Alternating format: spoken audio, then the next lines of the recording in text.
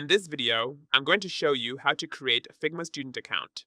First, open any web browser and go to the official Figma education page by typing figma.com education apply. Once the page opens, sign in using your student or school-issued email address. It's recommended to use your educational email because it helps verify your student status more easily. After signing in, you'll be taken to the application page. Here, select your institution type, such as higher education, bootcamp, or high school. Choose the option that matches your situation. Next, you'll be asked whether you have a school-issued email address. If you do, select Yes. Then confirm that you're currently enrolled or associated with the institution. Continue by agreeing to the terms and policies, then click Next. After that, choose your role.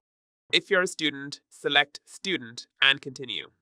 If you're applying as an educator or administrator, choose the appropriate option instead. You may then be asked to complete a few additional questions and provide some details about yourself or your institution. Fill out the form, tick the required boxes, and submit your application. Figma will review your application, and once approved, your student account will be activated.